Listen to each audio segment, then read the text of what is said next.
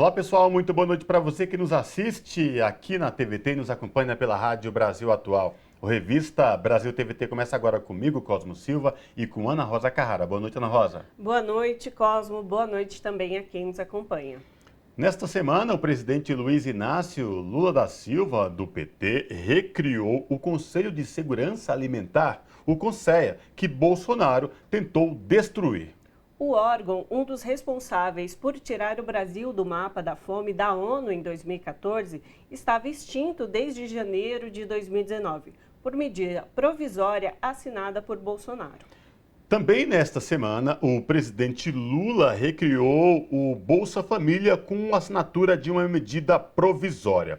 O governo estima que o programa vai distribuir mais de 13 bilhões de reais a quase 22 milhões de famílias neste mês. No programa de hoje, vamos repercutir a recriação desses programas sociais e a abertura da programação oficial para o Mês da Mulher, com compromisso de ações de mais de 30 ministérios. Com uma articulação transversal, o governo do presidente Lula vai lançar em 8 de março, data em que se festeja o Dia Internacional das Mulheres, campanha sobre o respeito a todas as mulheres como valor inegociável. E a FUP, que é a Federação Única dos Petroleiros, anunciou seu apoio à reoneração dos combustíveis, anunciada pelo governo, mas pressiona para a nova política de preços. Para os petroleiros, a redução nos preços dos combustíveis passa necessariamente pelo fim do PPI da Petrobras, que vem sendo adotado desde 2016. O Revista Brasil TVT desta semana analisa essa questão e retoma a discussão sobre a taxa de juros, a Selic, de 13,75% ao ano, e de como essa taxa tão alta impacta não só o preço dos combustíveis, mas também a vida dos brasileiros e das brasileiras. Estamos em 2023 e ainda noticiamos que pessoas são resgatadas em condições análogas à escravidão. O caso mais recente vem da cidade de Bento Gonçalves, no Rio Grande do Sul. Na cidade da Serra Gaúcha, famosa pela produção de uva e vinho, uma força-tarefa comandada pelo Ministério Público do Trabalho encontrou 207 pessoas nessas condições com idade entre 18 e 57 anos. A situação do trabalho escravo, contratada por meio de terceiro para a colheita das vinícolas, foi denunciado por trabalhadores que conseguiram fugir do local. O programa de hoje analisa essa questão e repercute uma ação do Movimento dos Trabalhadores e Trabalhadoras Sem Terra, o MST, que ocupou 3 áreas da empresa Suzano Papel e Celulose, próximas aos municípios de Teixeira de Freitas, Mucuri e Caravelas, no extremo sul da Bahia. Também vamos falar das manifestações que levaram milhares de mexicanos à Praça Zócalo, da Cidade do México, no último domingo, dia 27 de fevereiro, para protestar contra a reforma eleitoral proposta pelo presidente Andrés Manuel López Obrador. Você acompanha a Revista Brasil TVT também pelo YouTube, youtube.com/redetvt. O Revista Brasil TVT retoma a discussão sobre a taxa de juros, a Selic, de 13,75% ao ano e de como ela impacta nos preços, na nossa vida, no desenvolvimento do país e na geração de empregos. Para falar com a gente sobre essa questão e entender um pouco mais sobre esses juros tão altos, nós conversamos agora com Leda Paulani, que é economista e professora titular da Faculdade de Economia e Administração da Universidade de São Paulo, a USP. Olá, professora Leda Paulani, tudo bem? Seja bem-vinda à Revista Brasil TVT. Bom dia, tudo bem? É um prazer estar aqui com vocês mais uma vez na TVT. Professora, a gente vem repercutindo essa taxa de juro aqui de 13,75% ao ano, mas muitos dos nossos telespectadores, assim como a população brasileira, não entendem o real impacto de uma taxa tão elevada.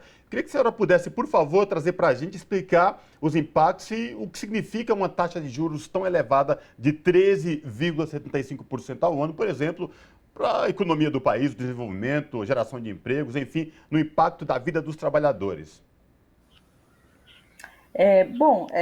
A primeira coisa que a gente precisa lembrar com relação a esse tema é que a taxa Selic, né, essa taxa que é definida aí de quando em quando, né, se reúne lá o Comitê de Política Monetária e define qual vai ser a taxa, ela é chamada de taxa referencial, né? Ela é uma taxa referencial. O que isso quer dizer?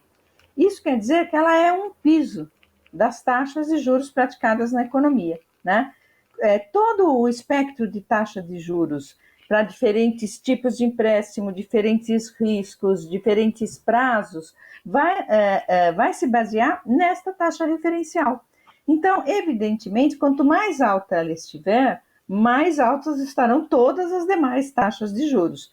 Então, se você for tomar um crédito pessoal, por exemplo, no banco, nunca que você vai conseguir uma taxa de juros de 13,75. Essa taxa vai lá para os 50, 60, enfim, né? Cartão de crédito nem se fala, cheque especial, enfim, todo o espectro de taxas, né, de juros que são praticadas no dia a dia da economia, tomam a taxa Selic como taxa referencial. Então, esse é um primeiro ponto que a gente tem que lembrar, né, para mostrar o impacto que isso tem no dia a dia da economia e na vida do cidadão comum, vamos dizer assim, né? O segundo impacto tem que ver com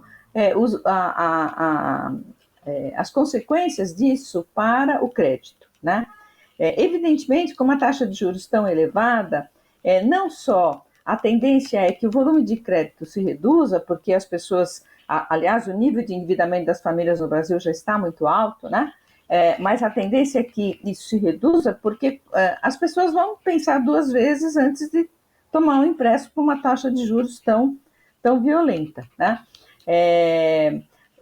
Ou seja, desse lado, né, por esse ponto de vista do consumo, vamos dizer assim, você tem a taxa de juros elevada, é uma força no sentido de retrair a economia, né, de provocar uma retração econômica. E a gente tem que lembrar que hoje em dia, sobretudo depois do agravamento da crise, da pandemia, de tudo isso que houve no Brasil, a pandemia no mundo também, é claro, né? As pessoas têm tomado crédito não é nem para comprar bens de maior valor, como eletrodomésticos e tal. Muitas vezes o crédito é para conseguir manter um nível mínimo de consumo, então as pessoas estão se endividando para consumir. É evidente que com uma taxa de juros nesse nível, tudo isso fica muito dificultado, né? Não só porque as pessoas terão dificuldades de aumentarem ainda mais o seu nível de endividamento com a taxa de juros dessas, como as instituições que fornecem o crédito, as instituições bancárias, tendem a ser muito mais rigorosas na concessão desses empréstimos, né? Então, esse é um primeiro impacto cujo resultado é apontar no sentido da retração econômica.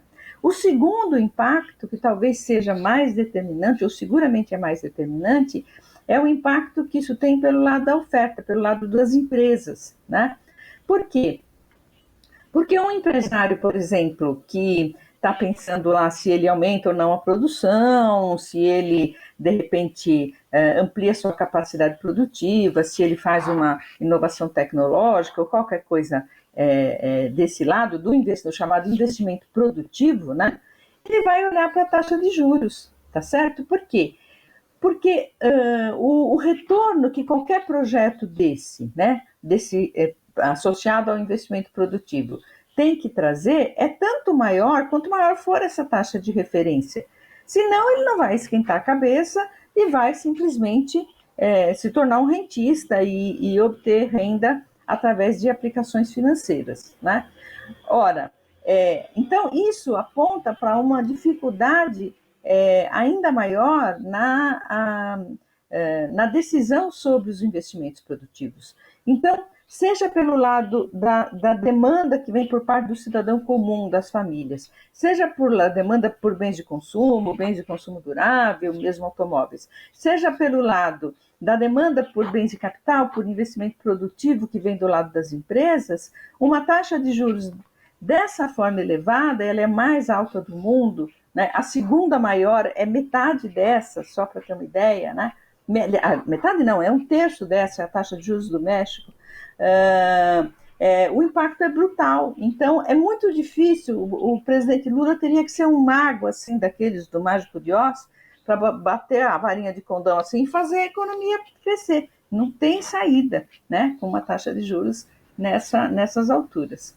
E, professora, sobre toda a celeuma que foi criada, não só na mídia, mas no embate do mercado financeiro com o governo sobre essa taxa de juros, eu li alguns artigos da senhora falando sobre um terrorismo econômico nesse sentido, né? Do pedido dessa manutenção dessa taxa de juros tão elevada, né? Então, gostaria que a senhora pudesse falar mais sobre esse termo que a senhora usa e um pouco fazer referência que a senhora já usa esse termo há muitos anos, né? Inclusive, uma publicação sua muito famosa, Brasil Delivery, traz esse panorama lá de 2022, quando o Lula foi eleito pela primeira vez. Se você puder dar essa história para a gente entender que não é de agora, né? Isso, 2002, né? 2002, quando o Lula foi eleito. Perdão, eu falei errado, 2002, exato.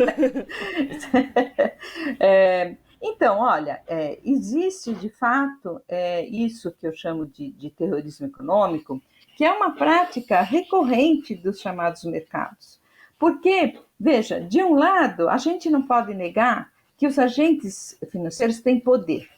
Por que eles... E hoje, no Brasil, eles têm muito poder. Essa independência do Banco Central potencializou, levou ao máximo esse poder que os agentes do mercado financeiro têm, né?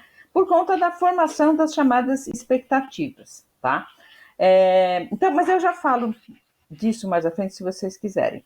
Não daria para explicar assim muito rapidamente, né? Mas só para falar da questão do terrorismo. Então, veja, de um lado é verdade que eles têm poder e que eles podem influenciar muito, né, na condução da política econômica. Agora, de outro lado, eles fazem terrorismo, né? E o que quer dizer que eles fazem terrorismo? Eles se baseiam em premissas que são absolutamente discutíveis para apontar grandes catástrofes, grandes calamidades que ocorrerão na economia e na sociedade se o governo não fizer X, Y ou Z coisas que interessem a eles, né? E por que eles têm todo esse poder? Porque a mídia dá espaço apenas a eles. A Globo News não chama a Leda Paulani, né? Os programas de economia chama a TVT, chama a mídia alternativa, aonde me chamam, eu procuro atender na medida do meu tempo, né? Mas a grande mídia dá espaço apenas para esta voz que vai sempre pregar a mesma coisa, que o governo precisa cortar gastos, né? Que é preciso uma política de austeridade, porque só assim você pode ter uma taxa de juros mais baixa e só assim a economia volta a crescer. Vide toda a celeuma que houve com relação ao teto de gastos, né? Acabar com o teto e toda essa discussão. Então, essa prática, ela vem desde lá dos anos 90, na realidade, né? Quando, em 2002, começou a ficar claro que o presidente Lula iria finalmente ganhar as eleições, né, pela primeira vez, no caso, começou um terrorismo muito grande no mercado por conta das expectativas. Com isso, o dólar disparou, sem razão objetiva para o dólar ter disparado. Por quê? Porque não estava havendo fuga de capitais no Brasil, né? Quando você tem uma fuga de capitais, a tendência é que a moeda do seu país se desvalorize muito e muito rapidamente. Não estava acontecendo isso naquela época, né? Era pura especulação em torno para ver se evitava a vitória do Lula. Então, aí eu digo que o presidente Lula ganhou, mas não levou, né? Porque foi obrigado a assinar aquela carta aos brasileiros, aonde se comprometia a continuar a política econômica que vinha lá do Fernando Henrique, e na época o monstro da Lagoa Negra que eles invocavam, né, para exigir tudo isso era a inflação. Não, porque senão a inflação, né, o Plano Real ainda era meio fresquinho, ainda estava-se ainda, né, lutando aí com a ideia de que de repente pode voltar aquela inflação de 3 dígitos e coisas desse tipo, né? O país ficou traumatizado com essa história E por isso o terrorismo econômico funciona muito, né? Funcionava muito bem. Hoje não tem mais tanto isso. Também não temos mais problema com a dívida externa, porque nós temos reservas abundantes, né? Então tem essa coisa com o gasto público, né? Então, cada momento você tem um elemento para justificar o terrorismo e para que esses arautos do mercado apareçam como aqueles que estão chamando atenção para a boa prática, entre aspas, né, muitas aspas, a boa prática macroeconômica, que é sempre a mesma. É austeridade, política de gastos muito, muito restrita, de preferência reduzindo o tamanho do Estado e o investimento público para abrir espaço ao mercado. É evidente que eles não falam isso, mas é disso que se trata, porque conforme você vai constrangindo o Estado, você vai impedindo que o Estado faça investimentos e vai digamos, a discussão sobre privatização fica muito mais fácil, dizer, o Estado não pode, o Estado não tem recurso e tal, e você vai abrindo o mercado para o capital privado, né? Então, a receita deles é sempre essa, né? Gastos contidos do Estado, política de austeridade, taxa de juros elevada e redução do tamanho do Estado. É isso que eles querem sempre, já faz 3 décadas, é isso que eles fazem, continuam a fazer. Só que agora eles têm uma arma que antes eles não tinham. Eles têm o Banco Central nas mãos. Infelizmente. Professor, esse é o grande desafio do governo Lula. E quando a senhora fala da grande mídia, quando chama economista para falar, é aquilo que meio que combinado, porque para falar e defender o que eles tanto pregam o mercado. Porque aí voltamos à função do Banco Central, que é regular o mercado e não regular o governo especificamente. E aí o Banco Central parece que trabalha de uma forma para agradar o mercado, que vem especuladores, ganho de juro real, enfim, deixa de lado especificamente essa questão que o governo tanto bate, que é poder trabalhar para o desenvolvimento de um país, com políticas sociais. É isso mesmo, professora? É isso, olha, a gente pode comparar um pouco, né, com o que acontece nos Estados Unidos. Nos Estados Unidos, a gente tem também a tal da autonomia operacional do Federal Reserve lá. Só que ali, né, a autoridade monetária e o Poder Executivo se falam 24 horas por dia, né? E eles, a relação aí de quem domina quem é invertida, né? Eles pilotam a política econômica de modo a induzir a formação de expectativas no mercado do jeito que eles acham importante para a economia do país em cada momento. E aqui é o contrário, né? Aqui é o mercado que dita as expectativas e o Banco Central passivamente acolhe essas expectativas e faz com isso a política que o mercado julga mais importante. Então, os interesses, digamos, no caso do Brasil, os interesses do país como um todo estão submetidos, são sujeitos aos humores, né, do mercado financeiro, que defende o quê? A manutenção e a valorização da riqueza financeira que já está constituída, vamos dizer assim, e de seus proprietários, evidentemente. Professora, com certeza nós teríamos muito mais assuntos para desdobrar a partir disso, mas infelizmente nosso tempo acabou. Por isso a gente conversou com Leda Paulani, que é economista e professora titular da Faculdade de Economia e Administração da Universidade de São Paulo, a USP, a FEA-USP. Professora, muitíssimo obrigada pela sua participação. Foi muito esclarecedora as suas explicações sobre esse nosso contexto. Eu que agradeço, é um prazer estar aqui. Bom dia a todos. Abraço, professora. Até a próxima. Manifestações levaram milhares de mexicanos à Praça Zócalo da Cidade do México no último domingo, dia 27 de fevereiro, para protestar contra a reforma eleitoral proposta pelo presidente Andrés Manuel López Obrador. Para falar com a gente sobre essas manifestações e entender essas mudanças propostas na reforma eleitoral no México, o Revista Brasil TVT conversa agora com Gabriel Humberto Munhoz Palafox, mexicano naturalizado brasileiro e professor titular da Universidade Federal de Uberlândia. Professor Gabriel Humberto, tudo bem? Prazer falar com o senhor. Seja bem-vindo ao Revista Brasil TVT. Bom dia, Ana, Cosmo. Obrigado pelo convite. Tudo bem, professor? Tudo bem, tudo ótimo. Maravilha. Professor, vamos falar um pouco e trazer para os nossos telespectadores aqui da TVT e ouvintes da Rádio Brasil Atual um pouco da história, o contexto da história política mexicana, para poder entender o que foi essas manifestações agora no último dia 27 de fevereiro. A explicação era contra um possível proposta de mudança na reforma eleitoral do país, né? Queria que o senhor trouxesse para a gente os impactos disso e como isso talvez possa afetar já o processo eleitoral do ano que vem. Muito bem. Eu queria contar rapidamente, né? Vale começar aqui a conversa, lembrando que o México sempre foi um país colonizado, dominado por oligarquias, desde a época da colônia até depois dela, né? E nesse período, nesse processo, né, de colonização, de conquista, de domínio de oligarquias e de classe dominante, o México sempre foi um país empobrecido em relação às suas classes populares.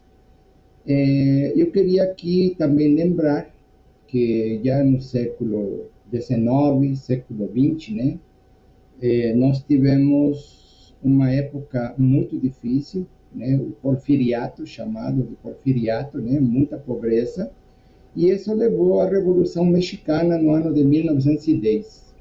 E nesse período, sem grandes delongas, né, eu queria comentar que as oligarquias sempre atuaram assassinando líderes populares, como o presidente, né, Ignacio Madero, e as pessoas conhecidas como Emiliano Zapata, como Francisco Villa, né, e outros líderes, sempre nessa lógica para poder manter o controle do país, né?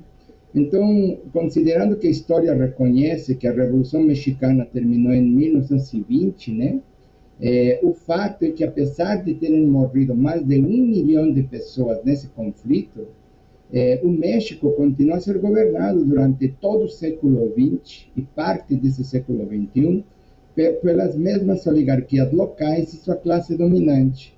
Então, eu queria terminar essa primeira parte lembrando que em 1929 foi fundado o Partido Revolucionário Institucional, o famoso PRI, que dominou a política, governou o país, controlou o Congresso Nacional e ele aparelhou, inclusive, centrais sindicais e sindicatos para poder ficar no poder durante 70 anos, até o ano 2000. Depois de que, nesse ano, né, parte do povo, cansado desse tipo de governo, saiu às ruas, não para manifestar pacificamente, não. Saiu às ruas para incendiar, para queimar as instalações desse partido e exigir a sua extinção, né? Posteriormente, em novas eleições, né, veio um partido fundado em 1939, o Partido da Ação Nacional, que ocupou o poder aí durante alguns anos. Esse partido ele é conservador, ele tem bases cristãs, católicas, etc. Substituiu o PRI durante um tempo, mas ele deu continuidade às famosas políticas de subserviência aos Estados Unidos, sempre de subserviência aos interesses dos Estados Unidos da América, e as políticas neoliberais, que acabaram empobrecendo ainda mais a grande maioria da população, até o ano de 2000, quando André Manuel López Obrador, o famoso AMLO, finalmente, depois de várias derrotas, inclusive com acusações de fraudes eleitorais, ele chegou ao poder para ocupar a presidência da República nesse ano de 2018. Professor, então você deu esse panorama histórico, mais ou menos já contextualizou quem são os entes políticos envolvidos nessa questão, mas então, a partir do que vem acontecendo nas ruas, dessa oposição que vem organizando essas manifestações, como o senhor colocou, o que esperar do momento político até a próxima eleição no México, que deve acontecer em breve? Sim, deixa eu te contar rapidamente, Ana, uma coisa. Em 2012, me parece, o PRI voltou ao poder no México, depois da desastrosa governabilidade do PAN. E em 2014, um presidente também acusado de corrupto, Enrique Peña Nieto, criou o Instituto Nacional Eleitoral, em substituição de um outro instituto federal que vigorou desde 1990. Também, ou seja, o PRI também promoveu uma reforma por causa, supostamente, dessa falta de controle em relação às eleições e à existência de muitos fraudes, né? Então, durante as campanhas de AMLO, que foram 2 eleições derrotadas, ele sempre criticou e sempre acusou a esses institutos oficiais de participarem de atos de corrupção, né? Desde preenchimento de urnas, falsificação de registros, roubo de pacotes eleitorais, até a conhecida compra de votos, como acontece aqui no Brasil. Eu acho que todo mundo conhece mais ou menos essa histórica sequência, né, de processos eleitorais no México, né? Então, lembrem-se que em 2006, AMLO, né, ele perdeu por menos de 1 ponto percentual. E ele acusou permanentemente ao INE de estar participando desses fraudes eleitorais. E quando ele chegou ao poder em 2018, ele criticou ainda mais o INE. E vou te dar um dado, Cosmo, um dado importante, Ana. Os líderes, os dirigentes do INE ganham salários mais elevados do que o salário do presidente da República. Então, ele conta de uso de dinheiro público nesse instituto, que seria utilizado, inclusive, para financiar partidos políticos, né, fora de eleições. Então, nesse contexto, nós tivemos, então, finalmente, a possibilidade de AMLO entrar com uma proposta no Congresso Nacional. Inicialmente, ela foi derrotada, né, o ano passado, mas ele entrou com um outro processo aí chamado de Plano B, não sei se vocês já ouviram falar, né, nos noticiários, e esse Plano B é fruto de uma discussão que vai para dentro do Senado mexicano e ele consegue aprovar, por maioria simples, uma série de mudanças desse Instituto Nacional Eleitoral, né? Uma delas é que ela exige que tenha maior controle popular, né? A diminuição dos salários das pessoas, a diminuição do número de deputados, né? De 500 que temos para 300, né? Ele pede que os dirigentes do INE sejam, inclusive, eleitos por voto popular em eleições abertas, né? E um dado que eu queria passar para vocês, que acho que considero super importante, é que as mudanças, a reforma, vai implicar uma poupança de mais de 270 milhões de dólares para os cofres do México, né? Então, e AMLO vem propondo que esse dinheiro seja utilizado para programas sociais, para bolsas de estudo para estudantes, e sempre, obviamente, criticando esses estratosféricos, como ele fala, né, salários ganhos pelos dirigentes, né? E a oposição, ela saiu nas ruas, agora em fevereiro, né, para justamente questionar essa reforma, sob o argumento de que AMLO estaria tentando controlar esse instituto para garantir as eleições aí do Morena, né, que é o partido dele, para o futuro. Mas o governo vem fazendo ampla divulgação do que vai ser conseguido com essa reforma, e é importante que vocês saibam que a grande maioria da população está concordando com essas mudanças no Instituto, esperando que finalmente, na história do México, essa cultura da corrupção, do fraude e da utilização do dinheiro público para financiar partidos políticos de forma indevida, ela possa ser minimizada, possa ser suspensa, né?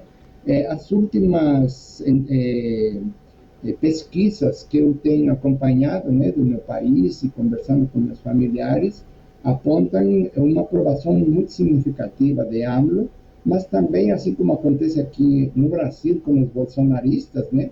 Inclusive, quero te dizer que os princípios, os valores, a oposição não é muito diferente do bolsonarismo brasileiro, né? Professor, Mas, sim. Professor, desculpe interrompê-lo, mas nessa reflexão que o senhor trouxe, o que parece, o que deixa muito familiar, não só essa questão no México, mas aqui no Brasil e outros países da América do Sul e América Latina, essa guerra híbrida muito de partidos de extrema-direita, de direita, que se aproveita de uma questão específica para inflamar a população às ruas. No caso do México, como o senhor trouxe muito bem, o que a gente viu nessas manifestações do último dia 27, pessoas uniformizadas, com faixas, algo parece muito bem organizado. E o que o senhor traz é que a grande imprensa, a imprensa tradicional, não traz um reflexo especificamente do que é a realidade, como o senhor trouxe para a gente nessas explicações tão importantes, de que grande parte da população do México concorda, do que está em jogo, o que é o processo de economia, dessas pessoas que ganham muito acima do próprio presidente, enfim, e esta redução trazendo para investimentos sociais. Mas aí tem essa guerra híbrida. Como que o senhor avalia essa questão, professor? Sim, olha, Cosmo, eu vou te falar rapidamente. O AMLO, ele é um político de esquerda, ele é uma pessoa muito preparada, eu particularmente admiro o conhecimento que ele tem, né, inclusive da história das lutas populares, e ele é um claro defensor, ou crítico, perdão, ele é um claro crítico do neoliberalismo e de todas as políticas privatizantes e da questão do Estado mínimo, né? AMLO entende que é preciso ter um Estado forte, não corrupto e mobilizado para atender os direitos e as demandas, principalmente da população mais pobre. E tudo parece indicar que, em grande medida, AMLO vem fazendo isso durante seu governo, com um diferencial muito grande em relação a Bolsonaro aqui. Para minimizar esse processo de terceirização e a corrupção que acontece em todos esses tipos de formas de financiamento do Estado, né, que é uma privatização por dentro, o governo mexicano fez um convênio muito forte, né, uma articulação política muito forte com o exército mexicano. O exército mexicano vem participando ativamente das obras e desse processo de superação da pobreza do México, né? Então, diferentemente do Brasil, que vocês sabem do que estou falando, o AMLO soube trabalhar com o exército mexicano para poder contribuir com a superação da pobreza. No México não existe a reeleição. O governo mexicano dura 6 anos, não é? Então, nesse momento, a oposição critica, né, que a reforma feita em torno desse instituto, né, pode ser um fator que estaria limitando a autonomia, a confiabilidade das próximas eleições, ou seja, um tipo de discurso que a grande maioria dos mexicanos sabemos que não é verdade. Então, quem saiu às ruas no México, sabidamente, são os setores mais conservadores da sociedade, aqueles que defendem claramente a ideia de um Estado mínimo e a lógica de um Estado conservador, né?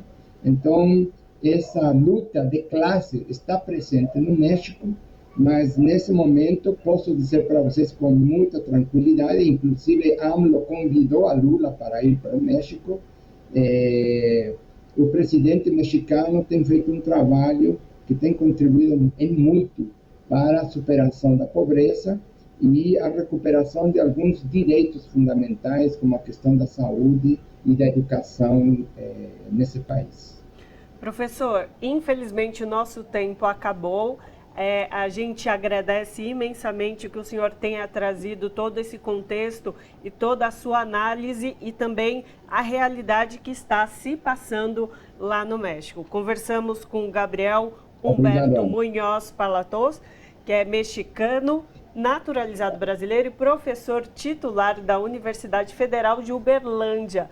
Professor, a gente segue acompanhando o caso, segue acompanhando os acontecimentos no México e agradece muitíssimo a sua participação. Muito obrigado a todos e todas. Ana e Cosmo, um grande abraço para vocês. Abraço, professor. Em cerimônia no Palácio do Planalto, essa semana foi realizada a abertura da programação oficial do Mês da Mulher, com compromissos de ações em mais de 30 ministérios. Com uma articulação transversal, o governo do presidente Lula lança no 8 de março, data em que se festeja o Dia Internacional da Mulher, campanha sobre o respeito a todas as mulheres com valor inegociável. Para falar com a gente sobre essa questão, nós conversamos agora com Tamires Gomes Sampaio, que é a assessora especial do Ministério da Justiça e Segurança Pública e coordenadora do PRONASSE. Tamires, tudo bem? Prazer te receber aqui no Revista Brasil TVT. Seja bem-vinda.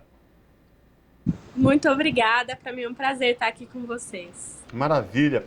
Tamires, essa semana teve esta realização, essa cerimônia no Palácio do Planalto, um evento que chamou a atenção para o mês de luta das mulheres e várias ações aí no primeiro momento anunciadas, mas que elas começam a ser definitivamente colocadas para a sociedade a partir do dia 8 de março com vários anúncios. Eu queria que você trouxesse para a gente a expectativa desses trabalhos em torno deste mês da mulher, as comemorações e o que pode vir aí em termos de políticas públicas. Acho que cada ministério ficou com a tarefa de organizar quais as políticas que seriam apresentadas agora. No dia 8 de março vai ter uma atividade organizada pelo Ministério das Mulheres, junto com o presidente Lula e a participação dos outros ministérios, em que será apresentada as principais diretrizes e políticas, né? E aí que estão desde relação ao enfrentamento à violência contra a mulher, mas também à autonomia financeira, a políticas de saúde da mulher. Então, uma série de ações, né, de políticas que vão ser apresentadas. No âmbito do Ministério da Justiça e Segurança Pública, que é o que eu faço parte, cada secretaria tem organizado algumas ações. Eu estou aqui, inclusive, na sede da PRF, em que a gente está em uma atividade junto com o Ministério da Igualdade Racial, o Ministério das Mulheres e dos Direitos Humanos, porque a ideia é que no final de março seja apresentado os indicadores do MAPIAR, que é um programa aqui da PRF, um projeto da PRF voltado para o enfrentamento à exploração sexual de mulheres, meninas, nas rodovias federais. A Secretaria Nacional de Segurança Pública vai apresentar um edital voltado a fomento a políticas nos municípios de enfrentamento à violência contra a mulher. A gente vai lançar o PRONASSE, né? A ideia é que tem a assinatura do decreto do novo PRONASSE, em que a gente vai trabalhar com 5 eixos. O primeiro desses eixos é políticas de enfrentamento à violência, combate ao feminicídio. E aí, dentro dessa perspectiva do primeiro eixo do PRONASSE, a gente vai ter uma doação de 270 viaturas destinadas para as patrulhas Marias da Penha e delegacias das mulheres, em que todos os estados vão receber. A gente também vai anunciar esse mês uma parceria com o Ministério das Mulheres e o Ministério da Justiça e Segurança Pública para a construção de Casa da Mulher Brasileira.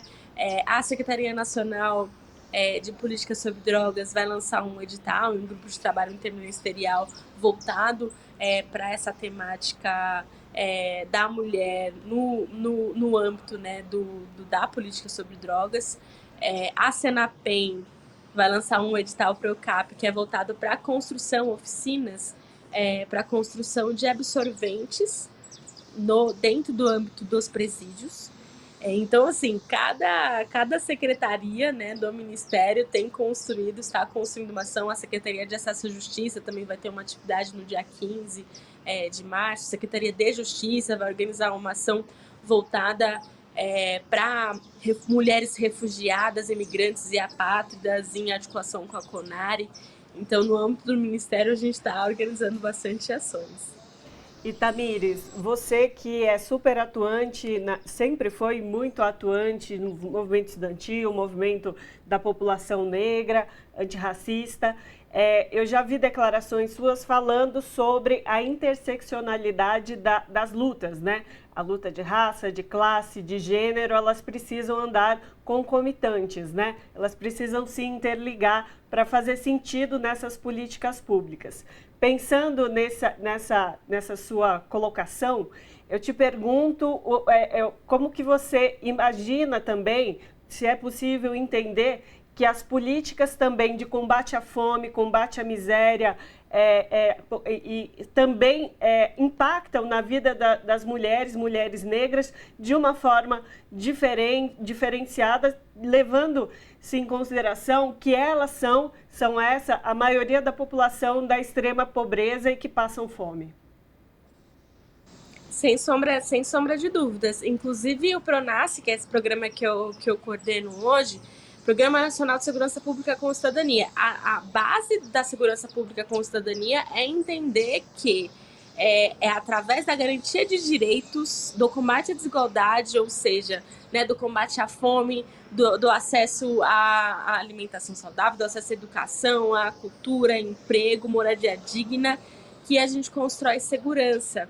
Né? Então, ter essa perspectiva, né, da transversalidade das pautas de gênero, raça e classe, mas também a transversalidade da construção da política de segurança, né, é uma noção que a gente tem como basilar, né, para a construção das nossas políticas. E Tamires, neste evento no Palácio do Planalto, contou com uma gama de mulheres do governo federal, presidenta da Caixa, presidenta do Banco do Brasil, de mulheres que estão em todos os ministérios, a ministra das mulheres, enfim. Eu queria que você trouxesse para a gente como é que está a expectativa do trabalho para as realizações neste mês de março, enfim. No dia 8 será lançada a campanha oficial, mas tem uma série de eventos e trabalhos durante todo o mês de março. Como é que está a expectativa de todo mundo aí no governo?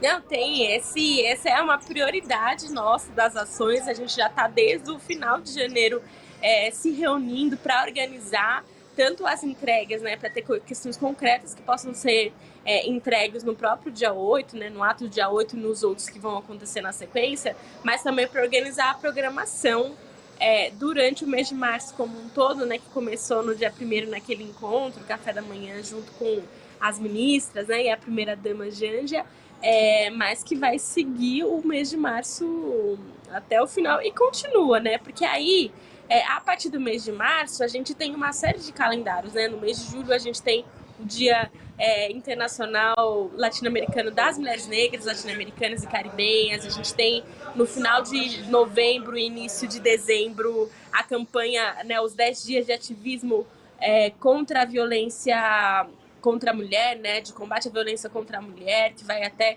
acho que é do dia 25 de novembro até o dia 10 de dezembro, são 25 dias de ativismo. Então, são várias ações durante o ano inteiro, porque também é isso que é importante de ter essa noção da intersecção das nossas lutas, né? O combate ao racismo não é só no mês de novembro, assim como o combate à violência contra a mulher não é só no mês de março. A gente tem que ter esse norte e essas ações durante o ano inteiro nas ações do governo federal.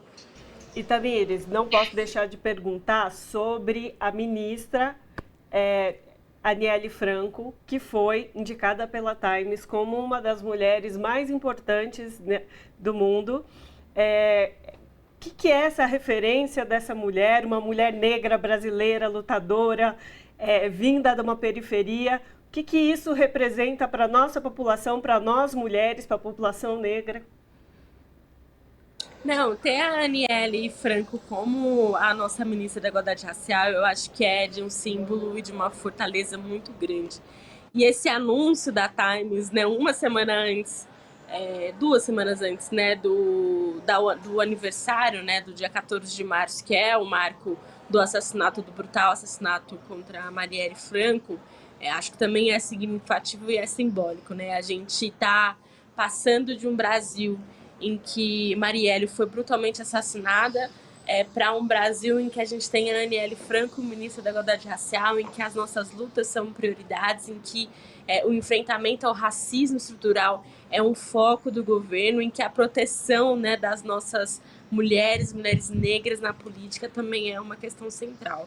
Então, a Aniele, ela é uma referência, até ela, né, mesmo antes dela ser indicada na Times, para a gente que é do movimento, para nós que somos mulheres negras, ela já era uma inspiração.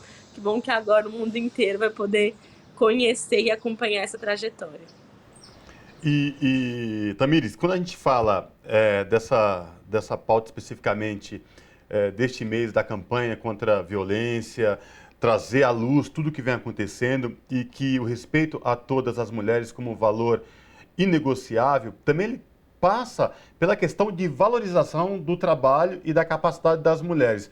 E já se fala na questão do PL que pode ser apresentado pelo governo federal, que iguala salários entre homens e mulheres. Queria também que você falasse dessa importância, porque quando a gente fala em violência, ela também se aplica nesse sentido, quando você deixa de valorizar e desqualificar a mulher por conta dessas diferenciação. Queria que você trouxesse para a gente também a expectativa de receber esse PL aí, que vai tratar da igualdade salarial entre homens e mulheres. Sim, com certeza. Acho que existe violência sexual, violência física, mas também tem a violência moral, violência psicológica, violência patrimonial, né? A violência patrimonial, isso quando a gente pensa no âmbito da violência doméstica, né? Esse é o rol destacado das violências que estão na Lei Maria da Penha. Mas as mulheres como um todo, a gente sofre diversos tipos de violência e no âmbito do trabalho, isso é uma questão central, porque garantir a autonomia das mulheres, a autonomia financeira, é fundamental para um processo de fortalecimento, né, da mulher na sociedade brasileira, para garantir que a gente consiga ocupar os espaços. Então, a apresentação desse PL, a gente também está na expectativa, eu sei que isso está sendo discutido no âmbito do Ministério do Trabalho, o emprego no Ministério das Mulheres, junto com a Casa Civil, que tem acompanhado todas as articulações, mas também estou aqui na expectativa, eu acho que isso é fundamental, né? Não dá para a gente viver num país em que a determinação do seu salário ela esteja submetida ao seu gênero ou raça. E isso acontece no Brasil, né? Mulheres negras recebem muito menos do que homens brancos, né? Mulheres brancas recebem menos do que homens brancos, então não dá para a gente ter esse processo, né, de divisão sexual do trabalho, né, e de divisão sexual da remuneração pelo mesmo trabalho que está sendo feito. E agora, para encerrar, Tamires, você está na coordenação do PRONANSE, né, que é o Programa Nacional de Segurança Pública com Cidadania, que você já trouxe, inclusive, alguns programas que estão sendo pensados a partir agora desse mês de março, indicando a luta das mulheres, mas com certeza tem aí um trabalho árduo daqui para frente, né? Mas eu acredito ser muito significativo ter uma mulher negra, jovem, que foi prounista, acessou a universidade a partir de um programa social, coordenando essa pasta que vai ali impactar diretamente as populações periféricas, né? Queria que você comentasse isso, como você se sente nessa coordenação e como mulher, como pessoa negra nessa situação. Eu fiquei muito feliz com o convite do ministro Flávio Dino. Eu acho que isso, é um marco de uma mudança, né, do momento do Brasil em que a gente está, né? Nos últimos anos a gente passou por um governo genocida que promovia uma política de morte que vitimizava em especial a população negra, as mulheres, as LGBTs, né, a classe trabalhadora como um todo. E hoje a gente tem jovens negros, mulheres, LGBTs que estão ocupando espaços de poder no governo, que estão ocupando espaços de direção e coordenando programas que têm um potencial de transformar a vida, né? Para mim, pessoalmente, é de uma emoção muito grande, porque eu sou militante do movimento negro a minha vida inteira. A luta contra o genocídio é a luta da minha vida, né? A luta para que não só eu, minha família, minhas amigas, meus futuros filhos, né? A minha família que eu vou ainda construir, tenha a possibilidade de viver e não só sobreviver nesse país. E aí, ter tido a minha vida transformada por políticas públicas e agora poder coordenar uma política pública que pode transformar a vida de milhões é de uma emoção muito grande, mas é fruto dessa luta, dessa história, dessa trajetória de outras mulheres negras que ocuparam esses espaços antes de mim, que abriram esses caminhos também. Tamires, rapidinho, além das ações do governo federal, tem alguma parceria também com organizações da sociedade civil, por exemplo, como a Marcha Mundial de Mulheres, algum evento parecido nesse sentido ou não? Olha, no âmbito do PRONASS, o PRONASS é um programa que tem uma articulação com o movimento social muito forte. Nós vamos organizar, a partir do mês de abril, uma série de seminários nacionais em cada região do país para discutir a formulação e a construção das políticas que a gente vai apresentar do programa, e nesses espaços vai ter participação do movimento social como um todo. Assim como nos atos, né, que estão sendo organizados, tem essa participação. Eu acho que o movimento social ele tem uma função muito importante, não só da luta e reivindicação, mas também na ajuda, né, da formulação dessas políticas que estão sendo feitas. Esse é um governo que tem como centro, né, como norte da política, a participação popular e social. Então, acho que os movimentos sociais têm um papel fundamental, não só a marcha, como várias outras entidades do movimento negro. Também movimento negro, mulheres, movimentos vários. E, na verdade, existem mobilizações organizadas por todo o Brasil. Para quem quiser ali na sua região procurar ter mais informação, busca aí na internet alguma informação, com certeza vai ter uma mobilização aí perto da sua cidade ou na sua cidade. Então, conversamos com Tamires Sampaio, que é assessora especial do ministro da Justiça e de Segurança Pública e coordenador do PRONASS, que é o Programa Nacional de Segurança Pública com Cidadania. Tamires, foi um prazer conversar contigo. Prazer é todo meu, muito obrigada. Um grande abraço. Abraço. E a gente faz um breve intervalo e volta daqui a pouquinho.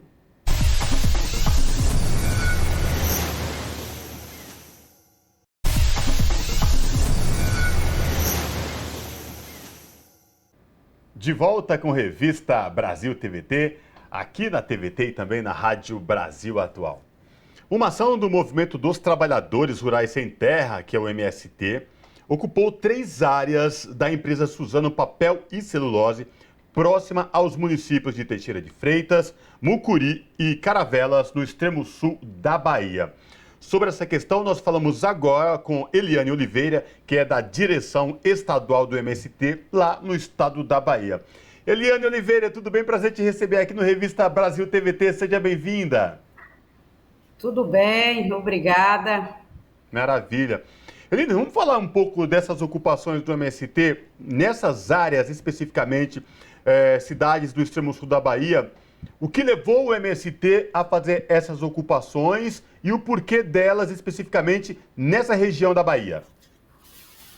Então, as ocupações, né, ela se deu agora, nessa semana, e ela se deu por via de que há aproximadamente 12 anos já havia outras ocupações da empresa de celulose, a Suzano, e naquele período a empresa fez um compromisso com o Movimento Sem Terra nessa região de ceder áreas para fins da reforma agrária para assentar 650 famílias. Então, nesse período aí de 2011 para cá, esse compromisso da empresa não foi cumprido e por isso o movimento tomou essa decisão nessa semana de ocupar essas 3 áreas da empresa que estão localizadas no município de Mucuri, Teixeira de Freitas e Caravelas. As áreas, né, permanecem ocupadas, então é importante a gente dizer que o motivo foi esse, foi o compromisso que a empresa fez com o movimento e não cumpriu durante esses anos. As 650 famílias estão aí durante todo esse tempo na espera e chegou esse momento da gente não ter mais condição de continuar passivamente esperando a morosidade da empresa cumprir com o compromisso que ela fez. E, Eliane, essa ação, ela faz parte de uma jornada de março do Movimento Sem Terra, né, do movimento, que também é articulado em relação à questão das mulheres. Estamos no mês de março, onde a gente marca o mês de luta das mulheres, mas também uma crítica ao agronegócio, né?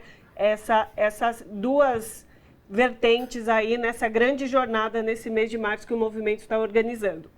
que eu gostaria de te perguntar é também sobre a questão desses locais que foram ocupados serem locais que são plantações de eucalipto, né? Essas plantações de eucalipto, existem ambientalistas, pessoas da área aí da ecologia, que falam que podem ser considerados desertos verdes, né? Que prejudicam também o entorno. Queria que você falasse também um pouco sobre essa atuação da crítica ao agronegócio da jornada e essa relação com essas plantações de eucalipto. Então, aqui no estado e na região ocorre, né, desde 2011, principalmente, a jornada de luta das mulheres nessa região tem ocupado, inclusive, áreas da empresa e também outras áreas de outros monocultivos aqui na região.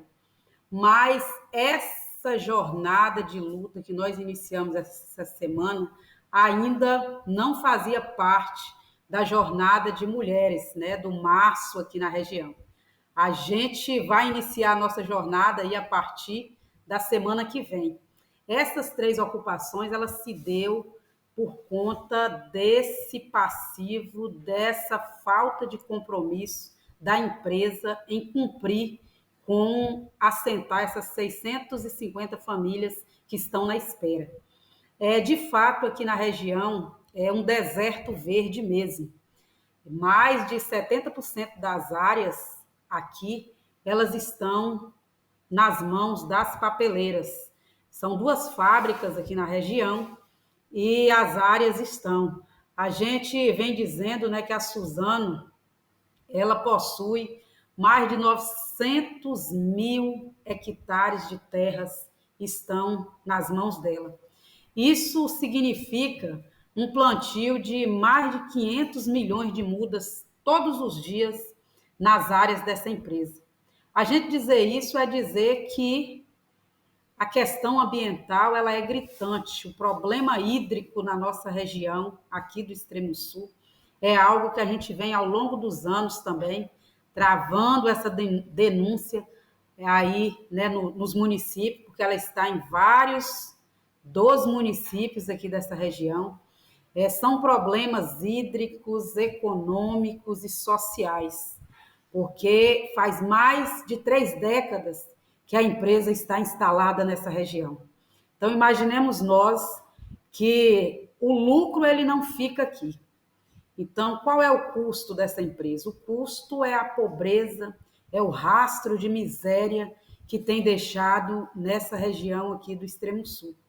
É dizer que temos assentamentos próximos às áreas da empresa, onde ao longo dos anos a gente busca produzir, né, de forma agroecológica, de forma orgânica. O que não conseguimos é o selo para essa produção, porque as áreas estão próximas e eles também se utilizam da pulverização aérea, o que não nos dá a condição, né, dessa produção de alimentos saudáveis. Mas Eliane, só reafirmando... Por favor, continua, por favor. Só reafirmando que ainda as ocupações não foi da jornada de mulheres, mas foi por conta desse passivo, da falta de compromisso da empresa. E eu estou vendo atrás aí, né, de onde você fala, e tem uma bandeira com a frase agrotóxico mata.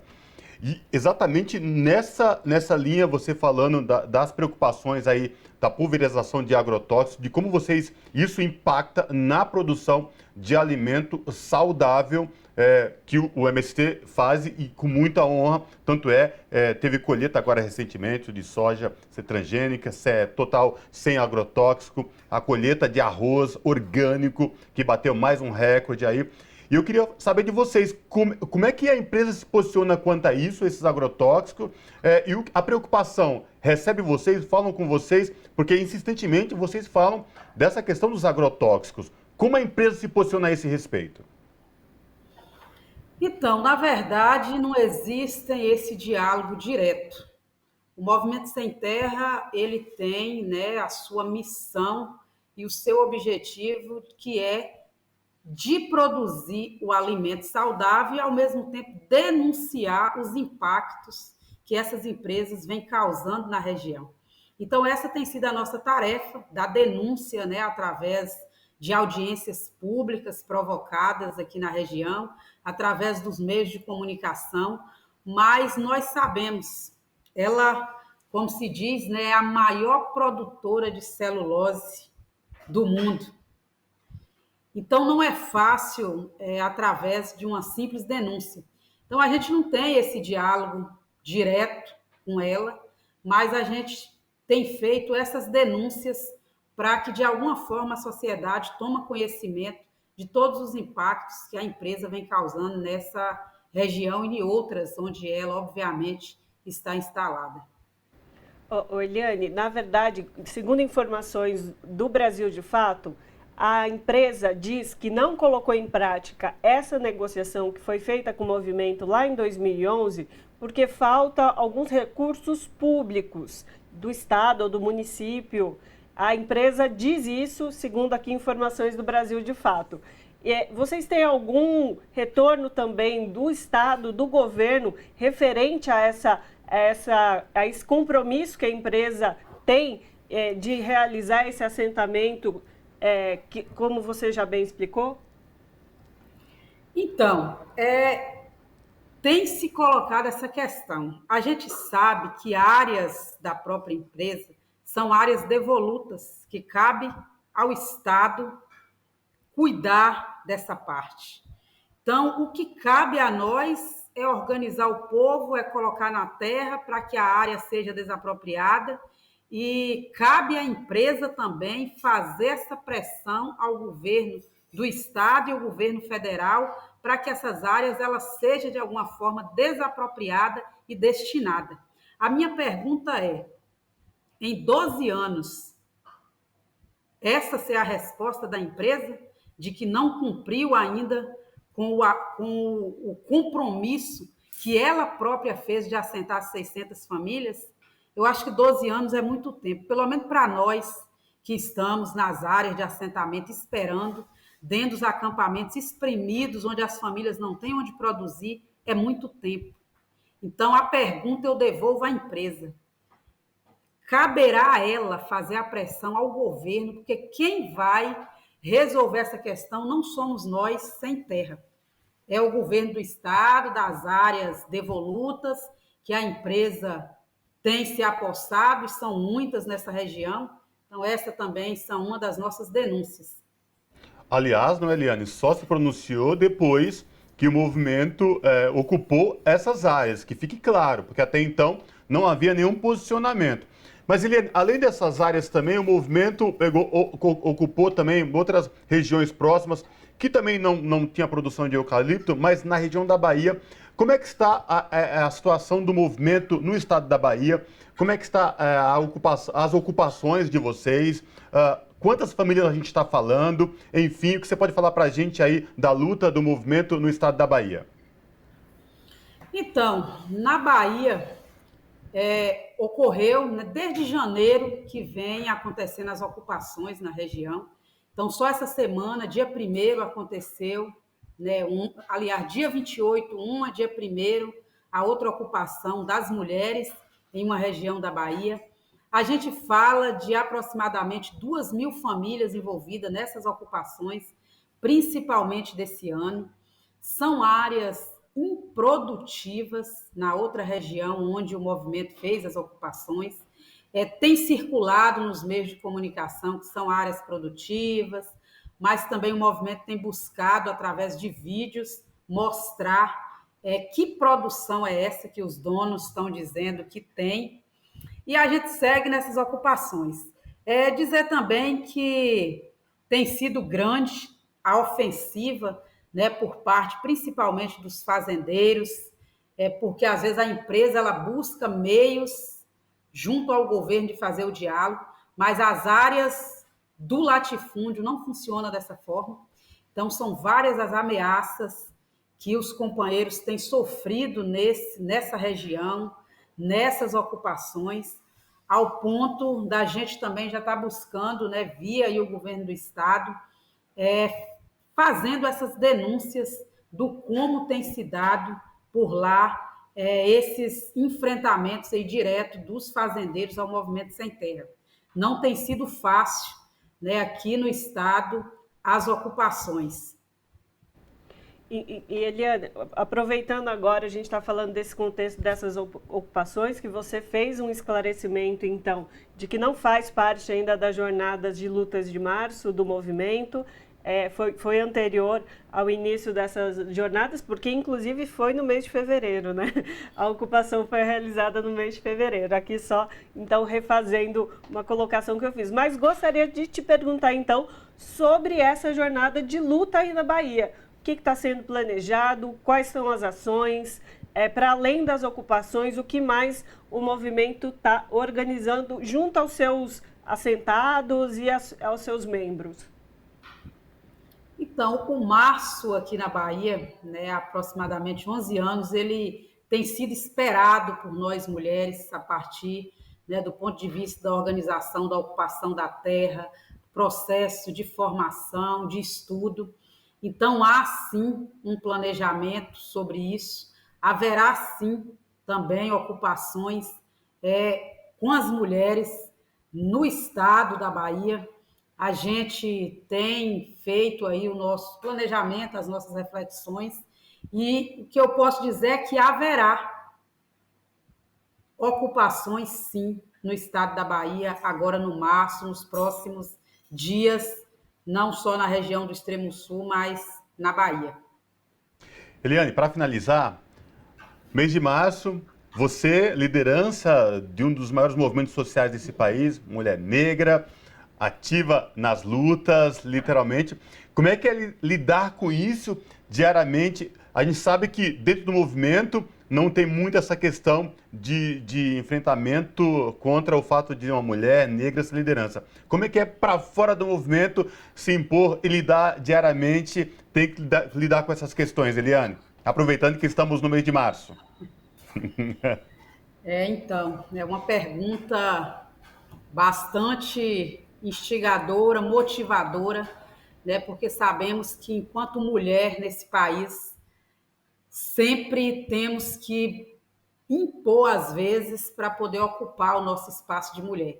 Então, enquanto mulher negra, militante, mãe, sem terra, a gente tem buscado, né, nos espaços, não só denunciar, mas acolher e tratar do nosso direito de mulher. Esse ano, o Movimento Sem Terra, ele traz, né, o lema a nível nacional, que é o agro lucra com a fome e com as violências, nós mulheres em resistência. Então, esse é o nosso lema e a gente segue aí pelo março, acolhendo através da formação, através da denúncia do que o agro e do que o machismo também tem imperado nesse país. Não é fácil, né, ser mulher, ser militante dentro dessa organização, mas é bom ter o Movimento Sem Terra, que nos coloca nesse espaço de fala, nesse espaço de buscar qual é a nossa tarefa, qual é o nosso lugar e o que cabe a nós também trazer as outras companheiras, seja do campo, seja da cidade, para poder ocupar o seu espaço.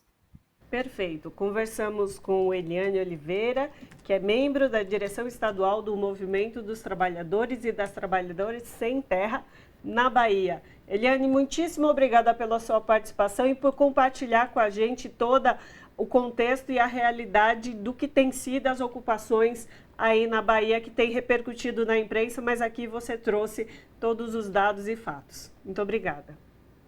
Eu que agradeço, em nome do Movimento Sem Terra, agradecer esse espaço de poder dizer a real do que está acontecendo. Abraço, Eliana, até a próxima. A FUP, que é a Federação Única dos Petroleiros, anunciou seu apoio à reoneração dos combustíveis anunciada pelo governo, mas pressiona por nova política de preços. Para os petroleiros, a redução no preço dos combustíveis passa necessariamente pelo fim do PPI, que a Petrobras vem adotando desde 2016. Sobre esse assunto, a gente conversa agora com Cibele Vieira, que é da direção da FUP e também do Sindipetro São Paulo. Olá, Cibele, tudo bem? Prazer te receber mais uma vez aqui no Revista Brasil TVT. Seja bem-vinda. Obrigado, é sempre muito bom estar aqui com vocês, né? Trazendo informação com um olhar diferente, porque a gente às vezes fica só nos veículos tradicionais, digamos assim, de comunicação, que tem muito o olhar do interesse do mercado financeiro. Embora o negócio está tão gritante que até eles estão criticando um pouco, mas eles querem, né, só dar uma amenizada. A gente quer que a Petrobras volte a pensar no povo, no desenvolvimento brasileiro. Pois é, Cibele, justamente sobre isso. Nas últimas semanas, aliás, esta pauta sobre preço dos combustíveis, reoneração dos tributos, vem ganhando manchetes na imprensa tradicional também. Ela é feita com um olhar diferente na mídia progressista. Queria que você trouxesse para a gente, para os nossos telespectadores aqui da TVT e ouvintes da Rádio Brasil Atual, o que de fato está por trás, o que é fato, o que não é fato nesta política de preço e sobre a questão da tributação anunciada pelo governo federal. Cibele. Eles falam que não tem como a Petrobras abaixar o preço, né? Eles falam que não pode mexer nessa política de preço. Agora, por que não pode mexer nessa política de preço? Inclusive, eles fizeram algumas alterações no estatuto, uns anos atrás, que permite repassar para os acionistas mais do que 100% do lucro. Então, vamos pegar, por exemplo, agora, 2023, o que está finalizando 2022. É importante a gente ter clareza que isso ainda está na regra, né, do governo anterior, que a gente ainda não conseguiu sentar lá no conselho para mudar essas lógicas. Então, a Petrobras teve lucro extraordinário, um lucro recorde, 188 bilhões de lucro em 2023. E está repassando para os acionistas 215 bilhões. Ou seja, já não basta lucro absurdo, extraordinário para uma estatal que deveria estar pensando no povo e está repassando mais do que 100% do lucro. Ou seja, a Petrobras está se apequinando. Ela não está mais investindo. O que a gente coloca é duas coisas. Primeiro, que não tem cabimento uma estatal ter um lucro desse. Aliás, empresa nenhuma teria que ter um lucro desse, porque alguém está pagando para ser gerado esse lucro. E esse alguém somos nós, é você, quem está nos acompanhando, é a sociedade brasileira. Para a gente entender o PPI, eu vou dar um exemplo que eu tenho usado que acho que o povo passa a entender melhor. É preço de paridade de importação, ok? Então, vamos lá, eu preciso comprar uma caneta dessa. Só que, na verdade, eu preciso 4 canetas. Eu vou na loja e a loja fala, eu só tenho 3 canetas. A 4ª eu vou ter que trazer de fora. Eu não tenho mais aqui. Quanto custa uma caneta? R$2. Então, eu tenho 3 canetas a R$2 e uma a 4, porque eu vou trazer de fora, sai mais caro. É preço em dólar, enfim. Então, você fala assim, R$6 mais uma de 4 dá R$10. Ele fala, não. Como eu tenho que trazer uma de fora, todas são no preço de fora. E aí, em vez de ser R$10, eu vou pagar R$16, porque todas estão dolarizadas. É isso que está acontecendo no Brasil. A gente produz mais de 2/3, isso varia entre 2/3 a 3/4, inclusive, do que a gente consome de petróleo e derivados no Brasil, e a gente está pagando tudo no preço dolarizado. Por que a Petrobras está dando esse lucro recorde? É porque resgataram a Petrobras? Não, porque está dolarizado e o dólar está alto. Então já não basta a gente sofrer com o dólar alto, com juros altos, a gente tem que pagar ainda os combustíveis que são produzidos no Brasil com esse preço dolarizado, que é um verdadeiro absurdo. Por que está assim? Porque está gerando esse lucro extraordinário que está sendo repassado para os acionistas e grande parte deles é, inclusive, estrangeiro. Que muita gente acha, mas o lucro da Petrobras fica com o governo federal. Mentira, em torno de 35% fica com o governo federal. O resto vai para o setor privado. E é esse interesse que é muito difícil de ser quebrado. Exatamente sobre isso que o presidente Lula vem fazendo críticas, né, Cibele, sobre essa distribuição de dividendos. 46% dos acionistas da Petrobras hoje são entes estrangeiros. 17% são entes privados do Brasil e 35%, como você bem colocou, é do governo federal. A maior fatia, mas se a gente for pensar em estrangeiro e nacional, temos essa medida aí de 46% de entes estrangeiros. E aí a crítica do presidente Lula é exatamente de por que não se pega esse montante de dinheiro e reinveste na empresa, né? Uma prática, inclusive, muito comum nas empresas privadas, em todo o mercado, há sempre essa lógica de se reinvestir para qualificar. Para vocês, trabalhadores da Petrobras, o que poderia ser melhorado com esse montante? O que poderia ser feito para também influenciar na vida da população brasileira? Eu acho que já está sendo apontado alguns caminhos, né? Já está se falando do taxação de exportação de petróleo cru. E aí o mercado todo fica desesperado, porque parte desse lucro, como o dólar está alto, está no momento específico que você exporta o petróleo cru e vende caro, né, no mercado lá fora. Né? Então, só que o que acontece? A gente tem que gerar o valor aqui no Brasil. Aí você gera mais emprego no Brasil, você gera todo um desenvolvimento no Brasil. Então, está certíssimo quando você pensa como nação, você taxar a exportação de petróleo. E aí, esse imposto, inclusive, serviria para você ter o que falam de fundo estabilizador. Você ter alguns impostos oriundos da cadeia de petróleo, né, não é do consumidor final, que você geraria um fundo que quando lá em cima está muito alto, você amortiza e quando está baixo, você também não precisa cair, para ter um preço mais estável. E aí você... Agora, isso é uma coisa, que inclusive é externa à Petrobras, porque você tem nas empresas privadas também que tem que contribuir com isso. Agora, a Petrobras não tem cabimento continuar cobrando esse preço nos derivados dos brasileiros e brasileiras. O próprio Jean Paul já tem apontado que o PPI não vai ser a única referência mais. Isso aí, pelo menos no que é 100% produzido nacional, não tem cabimento algum. Aí você pode discutir, ter uma referência internacional naquilo que de fato a gente importa. E por que a gente importa?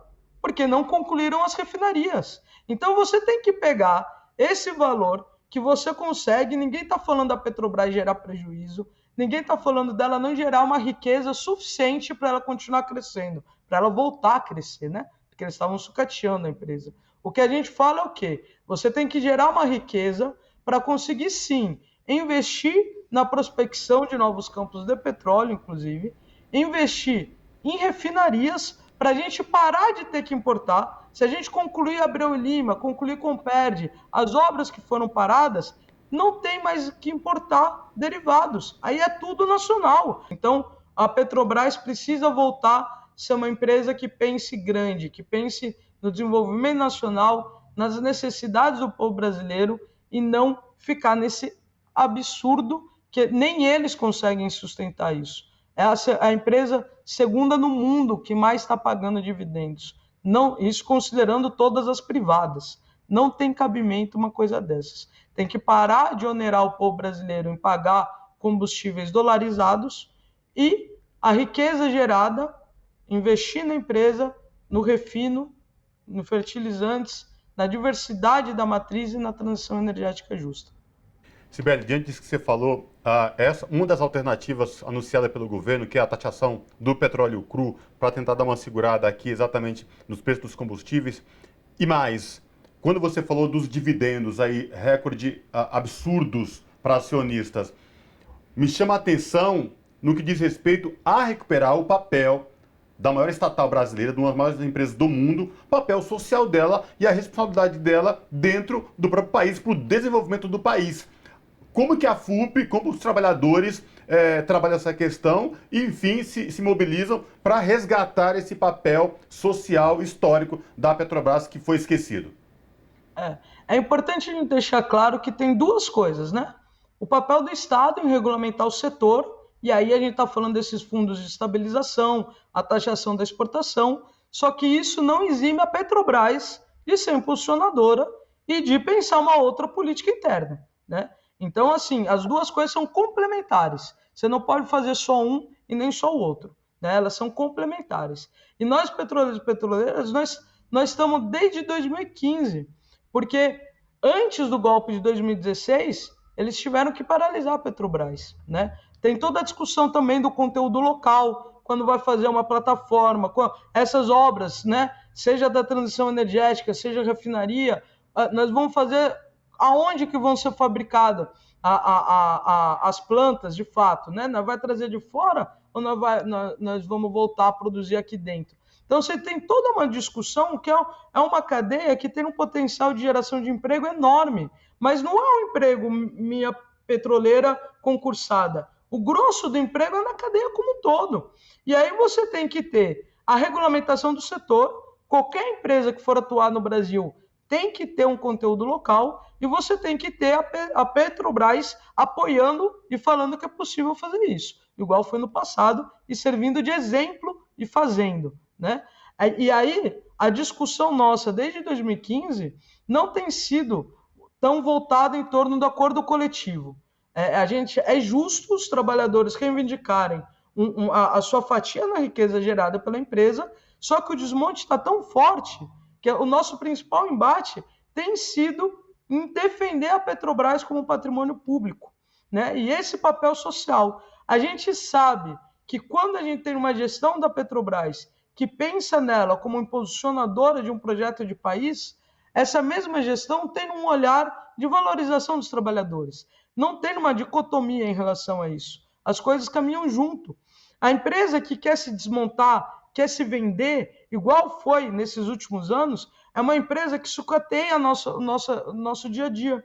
É uma empresa que não pensa em segurança do trabalhador, aumenta os acidentes, igual a gente viu acontecer. É uma empresa que precariza toda a negociação coletiva de trabalho. Ela tenta colocar arroxo salarial, ela tenta retirar direitos, ela abre planos que diz que é voluntário de demissão, mas pressiona os petroleiros e petroleiras com transferências forçadas de um estado para o outro, né? Não tem precedente na história da Petrobras a queda vertiginosa que a gente teve no efetivo, tanto próprio como terceirizado, que foi nesses últimos anos. Nem nos governos dos anos 90 isso aconteceu. É uma queda de 86 mil trabalhadores para 40 mil em pouquíssimo tempo. Né? Então, assim, você vê o porquê. E aí, às vezes, os trabalhadores traziam as demandas para o sindicato, falando, não, mas não é possível que a empresa é uma coisa que dá para a Petrobras ceder, ela consegue conciliar. Ele falou, não, você tem que entender que o pano de fundo é que é uma gestão que não nos quer na empresa. A Petrobras não quer a gente lá, ela quer tirar os petroleiros e petroleiras para conseguir privatizar. Né? E aí o que a gente está falando? Que esse absurdo de repasses de lucro, imagina se fosse privada. Se ela está assim, fazendo essa política de preço, né? A gente viu, privatizou a refinaria na Bahia, infelizmente a Relan. Lá o preço está maior ainda do que a Petrobras. Então, assim, se está ruim com ela sendo estatal, com uma gestão que pensa como privado, só que a gente ainda disputa. A gente disputou esse período todo. Se fosse inteira privatizada, não tinha nem mais disputa.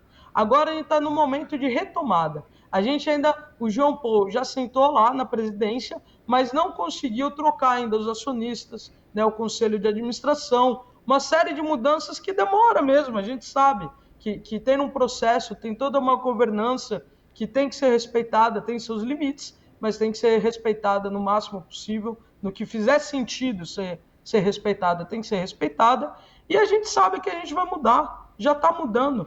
Está repassando o lucro, dividendos absurdos em relação ao último trimestre do ano passado, que está ferindo até algumas regras de remuneração que a própria Petrobras fez, mas o Jean já está falando de reter uma parte disso para um fundo de investimento interno.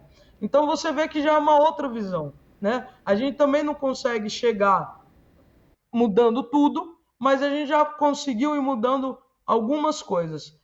A própria fala, né, do Jean, aliada com a do presidente Lula, já está falando que não vai ser mais o PPI a referência, né? Está falando, ó, não vai ser mais isso, está se estudando ainda como vai ser. A gente precisa que mais pessoas sentem nas cadeiras para trazer de fato uma proposta sólida, consistente. e que tem que ser casado com investimento na Petrobras. Não tem alternativa. A Petrobras precisa investir em refino e também na transição energética, que aos poucos vai diminuindo a demanda pelos combustíveis fósseis para ir aumentando a demanda por combustíveis mais limpos.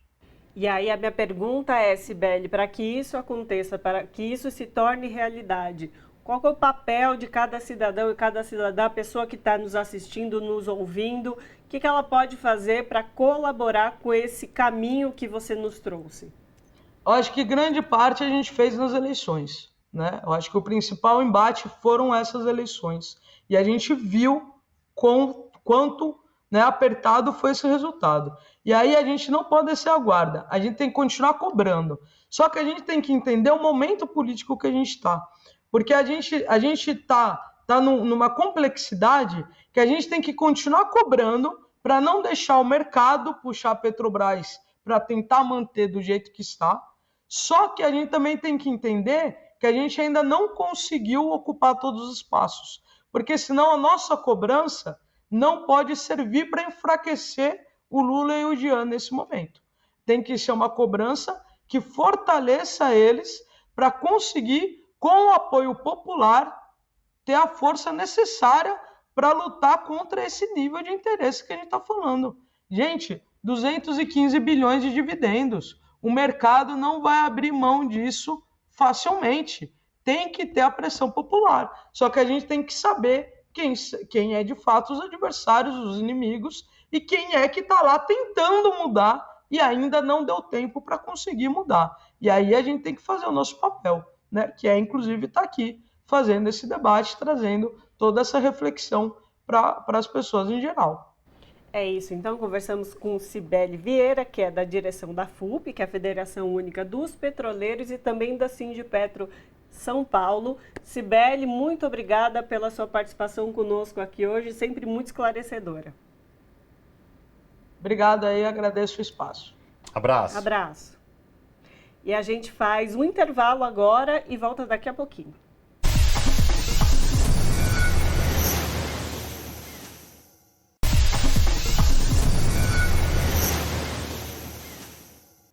De volta com Revista Brasil TVT, aqui na TVT e também na Rádio Brasil Atual.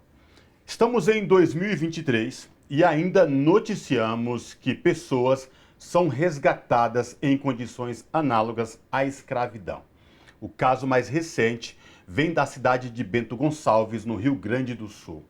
Na cidade da Serra Gaúcha, famosa pela produção de uva e de vinho, uma força-tarefa comandada pelo Ministério Público do Trabalho encontrou 207 pessoas nestas condições, com idades entre 18 e 57 anos. Para falar com a gente sobre essa questão, nós conversamos agora com o Leonardo Sakamoto, jornalista e colunista do portal UOL. Olá, Sakamoto, tudo bem? Seja bem-vindo, prazer te receber aqui no Revista. Bem, olá, obrigado pelo convite. Sakamoto, eu falei aqui no início da minha introdução que estamos em 2023 e ainda noticiamos casos de pessoas sendo resgatadas da escravidão, trabalho análogo à escravidão. Sakamoto, o que chama a atenção é mais um caso, esse que vem lá do Rio Grande do Sul, de vinícolas, trabalhadores que estavam em condições subhumanas, e de tudo que isso gerou, que foi repercutido por parte não só do resgate dos trabalhadores, mas dos envolvidos. Queria te ouvir sobre essa questão, Sakamoto. Bem, é claro que libertações, né, resgate de trabalhadores não são desconhecidos no país, né? Desde que o país criou o seu sistema público de combate à escravidão em 95, mais de 60.500 pessoas foram resgatadas oficialmente de trabalho escravo. Inclusive, muita gente está se perguntando, o recorde de resgate, a maior operação na história do Brasil foi em 2007, na fazenda e usina Pagris, em Ulianópolis, no Pará, uma fazenda de cana, quando 1.064 pessoas ganharam a liberdade ao mesmo tempo, na mesma fazenda, na mesma hora, 1.064 pessoas. Então, o que acontece? É uma libertação grande, Desculpe, o que aconteceu no Rio Grande do Sul é um resgate grande, né? É um resgate volumoso, até por conta do perfil, né? No Rio Grande do Sul, normalmente os resgates são de grupos com menos pessoas. E outra coisa que outras duas coisas que chamaram a atenção é que a violência com a qual os trabalhadores eram tratados, né? Muita gente ouve, olha, um trabalhador foi chicoteado, foi espancado, foi agredido, foi até morto, né? Principalmente em região de fronteira agrícola amazônica. Agora, no Rio Grande do Sul, nesse caso de Bento Gonçalves, a violência se dava por equipamentos mais modernos. Isso chamou atenção. Não era o chicote, mas era um taser para choque elétrico, né? Não era um pelourinho, literalmente, mas era spray de pimenta, eram cacetetes, né? Então, que eram usados para garantir a ordem, no mesmo padrão que a gente conhece do trabalho escravo normal. Nesse caso, é claro que chamou atenção também a questão de que estamos falando de vinho, que no imaginário popular ainda é um produto de elite, né? Então você tem gente produzindo produto de elite, por mais que as 3 fábricas em si não eram conhecidas por produzir vinho de elite. Ao mesmo tempo, e acho que a segunda parte da sua pergunta, a gente teve, digamos que, uma explosão de comentários infames, né, por parte de políticos e de empresários. E isso não é um lapso. Isso, na verdade, mostra o pensamento de uma parte do poder político e econômico da região, né? Dizer que só, por exemplo, o Centro de Indústrias, né, de Bento Gonçalves soltou uma nota criticando os benefícios sociais, né, ou seja, Bolsa Família, pela falta de mão de obra, né, para poder trabalhar. Ora, é uma tremenda, era uma bobagem, né? Eles falam, não, se não tivesse o benefício social, as pessoas trabalhariam, ou seja, as pessoas do lugar, lá do sul do Brasil, trabalhariam por menos, né, se não tivesse os benefícios sociais, ou eles, porque o benefício social faz com que a pessoa não necessariamente precise se atirar para qualquer trabalho, dá uma certa segurança para ela. Então, o que eles estão falando, olha, se não tivesse o benefício, o pessoal aqui do Sul estaria trabalhando para a gente não precisaria buscar gente no Nordeste. Foi exatamente isso que eles fizeram. Aí você fala com isso, que você está tentando explorar o Sul do Brasil, e ao mesmo tempo falando que o Nordeste é um estoque de mão de obra a ser explorada, né, por conta da questão nordestina, da regional, por conta de questão racial, que a maioria é negra. E, por fim, tivemos o vereador de Caxias do Sul, o vereador que basicamente também deu falas racistas, xenófobas, preconceituosas, criticando os trabalhadores baianos, que eram em sua maioria as vítimas, dizendo que eles são vagabundos. Ó o nível de racismo, né? E aí vamos lembrar que ele está basicamente falando do quê? De um Estado que é negro. Estamos falando de trabalhadores negros sendo criticados, chamados de preguiçosos, de reclamões, porque estavam sendo escravizados, né? O que mostra que desde 1888 a gente evoluiu muito pouco na cabeça de alguns poderosos políticos e econômicos. Inclusive, Sakamoto, esse problema não é um caso isolado, a gente tem um histórico, como você bem colocou aí, a gente teve uma escravidão colonial de 200 anos aqui no nosso país. Você, inclusive, tem um trabalho publicado, né, que é o Escravidão Contemporânea, um livro sobre o tema.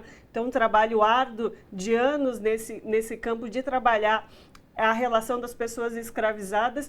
E eu queria que você pudesse comentar exatamente essa relação da escravidão colonialista que você mencionou, lá de 1800, com o que a gente vive agora, porque você bem colocou, são, na sua grande maioria, pessoas negras, empobrecidas, que são escravizadas, né? É interessante acho que até comentar, porque muita gente fala, pô, mas trabalho escravo, escravidão contemporânea, trabalho análogo ao escravo, escravidão moderna, é tudo a mesma coisa. É tudo absolutamente a mesma coisa. A gente usa o termo trabalho análogo ao escravo por uma questão jurídica, ou seja, na verdade, do ponto de vista legal, é o nome do crime, porque como oficialmente o governo brasileiro, o Estado brasileiro não mais reconhece a propriedade de uma pessoa por outra, você não pode ser dono de outra pessoa, o que acontecia até 1888, então o que persistiu no país é a escravidão, porém ilegal, a escravidão que emula, que simula, que copia aquela escravidão legalizada em que o Estado garantia que você podia ser dono de outra pessoa. Então, um trabalho análogo ao de escravo, né, em que você não tem a propriedade, mas emula-se isso através de outras formas de garantir que essa pessoa fique sobre o seu jugo, né? E aí, escravidão contemporânea, trabalho escravo, né? Todo mundo fala assim, o presidente da República, o ex-presidente da República, o Bolsonaro, vivia falando, não, no Brasil não tem trabalho escravo, tem trabalho análogo de escravo. Bobagem, é tudo o mesmo crime. Dito isso, né, é claro que vamos dizer que é o seguinte, ao longo da história da humanidade, desde os tempos mais antigos, né, escravizou-se. Em determinado momento, a humanidade decidiu que isso não era mais aceitável, porque na verdade nunca foi, era aceitável para um pequeno grupo que escravizava, não para o grande grupo que era escravizado. E aí o que acontece, começou a surgir leis ao redor do mundo para poder combater isso, né? Agora, e aí o trabalho escravo foi se adaptando, o trabalho escravo vai se adaptando ao lugar, à região, à época, né? Então, o trabalho escravo no Brasil existe desde que o Brasil é Brasil, mas aquela forma de exploração na época da colônia e do império é um pouco diferente de agora. Uma coisa, já falamos a diferença, direito de propriedade.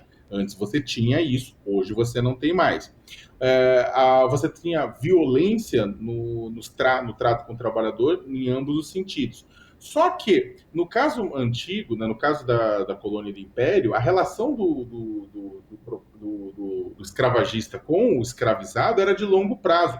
Você comprava aquela mão de obra e ela ficava com você provavelmente até morrer, ou até ficar doente e você largar ela a qualquer sorte. Hoje, a relação empregatícia dura uma safra, dura um serviço, dura alguns meses, no caso, na maior parte dos casos, que é no caso principalmente rural, e no caso do trabalho escravo doméstico, claro, dura décadas, né? Como a gente tem visto pelos resgates que duram 10, 20, 30, até 72 anos é o recorde no Brasil de uma senhora resgatada no Rio de Janeiro. Outra coisa também que na comparação entre os dois lados, é que é o seguinte, hoje é muito mais barato você conseguir escravizar alguém, porque você não está comprando aquela mão de obra, você está se aproveitando do desemprego, da fome, da miséria, de tudo isso. Antigamente você tinha que trazer aquela mão de obra, né, que ela ficava com você durante um bom tempo, né? Então o que acontece? Você tem diferença, só que a coisificação, a transformação da pessoa em objeto descartável de trabalho está presente e a cor de pele está presente, exatamente porque em 13 de maio de 1888, a abolição ela não representou a garantia dos direitos dessa população africana escravizada. Eles não tiveram seus direitos garantidos, não tiveram autonomia econômica garantida. Então, o que aconteceu?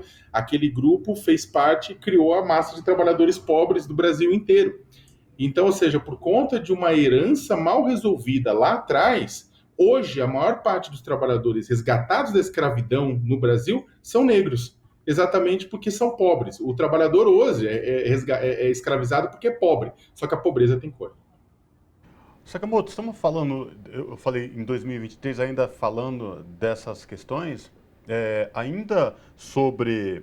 Tem um artigo, um projeto de lei falando sobre exatamente isso, de pessoas que são resgatadas em situação análoga à escravidão ou que produzam drogas, enfim, as terras seriam desapropriadas e aí sem nenhum ônus aí para os proprietários. Como é que está essa questão? Você tem estudado sobre isso? Você tem alguma informação? Porque agora ficou muito evidente e vem a cada meses aí, a gente vem noticiando esses resgates. Inclusive, na quinta-feira, a presidenta do Sindicato dos Servidores lá de Joinville foi ameaçada por denunciar mão de obra degradada de trabalhadores no setor público.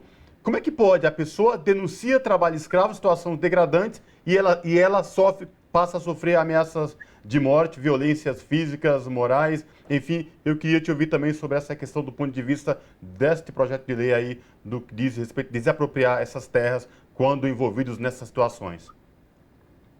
Então, acho que é até bom essa pergunta, acho que ela é bastante pertinente, até para a gente poder tirar a dúvida das pessoas, porque o ruim de ter passado 4 anos sob o governo Bolsonaro, em que um tema como trabalho escravo não pôde ter a visibilidade que tinha em outros momentos, era que muita gente esquece, e as pessoas nas redes sociais esqueceram exatamente do quanto já tínhamos avançado. O Brasil é considerado uma das referências globais, ainda é, no combate ao trabalho escravo, devido aos instrumentos criados, principalmente durante o governo Fernando Henrique e depois do governo Lula, né, e Dilma.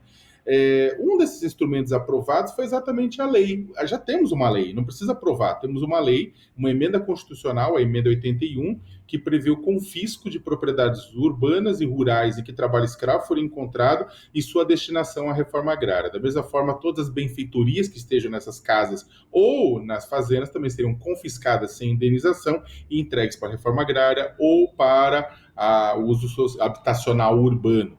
Né? O que acontece é que isso foi aprovado em 2014, depois de 19 anos de trâmite e de muita pressão do movimento social. Né? Agora, o que acontece é que em 2014 nós não conseguimos regulamentar a lei, fazer uma lei, uma nova lei, essa emenda, e regulamentá-la, ou seja, mostrando como é que se daria o perdimento dessas terras e propriedades. Por quê? Por conta da bancada ruralista. E aí o que acontece? Muita pressão da bancada ruralista, que não queria, a bancada ruralista falou, não, a gente topa desde que a gente rediscuta o conceito de trabalho escravo. Ou seja, a gente topa punir homicídio, desde que o homicídio seja cometido apenas por facas de madeira com uma pessoa vendada e de costas no escuro. Aí é homicídio, caso contrário, não, ninguém é punido. Então isso era inadmissível, foi se deixado de lado. Só que não significa que não tem projetos. Recentemente teve um projeto de um deputado do União Brasil em São Paulo, mas temos um projeto, por exemplo, do senador Randolfo Rodrigues, de 2019, tramitando no Senado Federal para regulamentar a PEC do trabalho escravo, cujo relator é o senador Fabiano Contarato. Então, ele está lá. Está sendo discutido já, né? Está sendo analisado, mas depende, é claro, da correlação de força, exatamente para que isso não sirva como um cavalo de Troia, para que ao invés de ajudar no combate ao trabalho escravo, atrapalhe. Falando rapidamente, São Paulo tem uma lei de combate ao trabalho escravo que prevê o banimento por 10 anos de quem for condenado por trabalho escravo, condenado em 2 instâncias. O município de São Paulo tem uma lei também que prevê até 100 milhões de multa para quem for flagrado com trabalho escravo. Outros estados, como o Maranhão, têm leis que proíbem a contratação de serviços públicos de quem for flagrado por trabalho escravo. Em 2010, tem muita gente falando, deveria-se as empresas cortar a comercialização de quem usa trabalho escravo. As empresas já fazem isso. Em 2005 e 2003 foi criada a lista suja do trabalho escravo, que é o cadastro de empregadores flagrados com esse crime, que é atualizado a cada 6 meses pelo Ministério do Trabalho e está vigente, está funcionando, funcionou durante todos os anos do governo Bolsonaro. Tem gente que falou que não funcionou, está lá, está funcionando, está no site do Ministério do Trabalho. Bancos e empresas usam a lista para, antes de fechar negócio, para fazer gerenciamento de risco. Então tem banco que bloqueia crédito, empresa que bloqueia produto, né? Então ao longo dos anos tivemos casos exemplares de bloqueio. O Conselho Monetário Nacional em 2010, ele obrigou que não pode ser concedido crédito rural para quem for flagrado com trabalho escravo, quem estiver na lista suja. Está lá, o Conselho Monetário Nacional já não pode também. E o artigo 149 do Código Penal prevê de 2 a 8 anos de chilindró para quem for flagrado com trabalho escravo. E a quantidade de anos aumenta de acordo com a gravidade do caso. Por fim, nós temos o Ministério Público do Trabalho, né, atuando fortemente para buscar indenizações, dano moral coletivo, dano moral individual, ou seja, para as empresas pagarem indenizações por cometerem trabalho escravo. 2 exemplos de indenizações altas: 30 milhões de reais pagos pela Odebrecht por escravizar brasileiros em Angola, né? O pessoal é criativo. E a OAS, que pagou 15 milhões de indenização por escravizar brasileiros aqui nas obras de ampliação do Aeroporto Internacional de São Paulo. Sakamoto, nosso tempo está bem apertado. Agora, tem a parte... eu sei, só para responder rapidamente o que ele tinha comentado, né? Sim. Que era sobre a... A presidenta do Sindicato dos Servidores de Joinville. O caso. Do Sindicato dos Servidores. É o seguinte, rapidamente. O que acontece é o seguinte, vocês estão vendo, acho que o pessoal que está nos acompanhando, que combater trabalho escravo, ele pode ser, todo mundo é contra o trabalho escravo. Todo mundo é contra o trabalho escravo até a linha 2. Porque combater o trabalho escravo significa moralizar as relações de trabalho do município, moralizar as relações de trabalho. Alguém vai perder dinheiro com isso, porque as pessoas usam o trabalho escravo não porque elas são ruins, mas porque elas estão querendo ganhar dinheiro fácil. Né? Então, significa que quando você você combate, você discute, tem um monte de gente aí que está quietinho agora, mas aquele vereador de Caxias do Sul representa muita gente. O centro das indústrias de Bento representa muita gente. Esse pessoal que demitiu o servidor público representa muita gente. né? E isso é a dificuldade. O combate ao trabalho escravo não é fácil. É por isso que momentos como esse têm que ser aproveitados para exatamente divulgar e para poder ir a fundo. E casos como esse que você citou precisam ser investigados e os responsáveis por demitir alguém nesse sentido têm que ser demitidos. Nosso tempo acabou, mas estou contemplada aí com o seu adendo final sobre o combate. Desculpe, é que Imagina, era sobre isso exatamente que eu ia perguntar. Deu tudo certo no final. Então, conversamos com o Leonardo Sakamoto, que é jornalista e colunista do portal UOL. Muitíssimo obrigada por falar conosco mais uma vez. Um prazer ouvi-lo aqui no Revista Brasil TVT. Eu que agradeço. Um abraço a todos e todas. Abraço, até a próxima. Nesta semana, o presidente Luiz Inácio Lula da Silva, do PT, recriou o Conselho de Segurança Alimentar, o CONSEA, que Bolsonaro tentou destruir. O órgão, um dos responsáveis por tirar o Brasil do mapa da fome, segundo a Organização das Nações Unidas, em 2014, estava extinto desde janeiro de 2019 por medida provisória assinada pelo então governo de Jair Bolsonaro. Também nesta semana, o presidente Lula assinou medida provisória que recria o Bolsa Família. O governo estima que o programa vai distribuir mais de 13 bilhões de reais a quase 22 milhões de famílias ainda neste mês. Para falar com a gente sobre essa questão, nós falamos agora com a professora Elizabeth Recine, que é nutricionista, professora da Universidade de Brasília, integrante do painel de especialistas de alto nível do Comitê de Segurança Alimentar da ONU e que volta a assumir a presidência do CONSEA. Professora Elizabeth Recine, tudo bem? Seja bem-vinda, prazer recebê-la aqui no Revista Brasil TVT. Olá, tudo bem? Muito obrigada pelo convite. Professora, nos últimos anos, a gente noticiou aqui no Revista Brasil TVT e também na Rádio Brasil Atual a questão da fome que afetava milhares de brasileiros e brasileiras, também milhares de pessoas com segurança alimentar. Professora, eu queria que a senhora trouxesse para a gente esse momento tão importante da recriação de 2 programas sociais pelo governo do presidente Lula, tão importantes para a população brasileira, um momento tão delicado. E a senhora que retoma a presidência deste conselho, professora? Bem, a retomada do CONSEA tem um significado muito importante, porque o CONSEA ele é um espaço de interlocução entre diferentes setores de governo e também diferentes setores da sociedade civil brasileira. É no CONSEA onde essa diversidade da nossa sociedade, em termos de experiências, de saberes, de necessidades, tem uma oportunidade oficial, institucional, de ter um diálogo também com diferentes setores de governo. Isso faz com que a política pública tenha a oportunidade de ser muito mais precisa, muito mais conectada com as diferentes realidades. Então, há uma potencialidade de você ter efeitos e resultados muito mais concretos, muito mais específicos em relação às diferentes necessidades que a nossa sociedade tem. Então, a volta do CONSEA, ela tem esse valor, né? É um espaço onde essas diferentes dimensões da expressão da fome se encontram e a gente pode também ter uma oportunidade de articular políticas. Nós só vamos resolver o problema da fome trilhando algo que a gente já começou a trilhar no passado e que foi interrompido, que é pensar numa articulação de políticas públicas não só emergenciais, então aquele alívio imediato das pessoas que estão sofrendo a fome, mas também articular essas ações com mudanças estruturais na nossa sociedade, na nossa economia. A gente precisa atingir as raízes da fome. Não é suficiente aliviar a fome, a gente precisa mudar as causas mais essenciais e mais profundas das desigualdades no Brasil. Professora,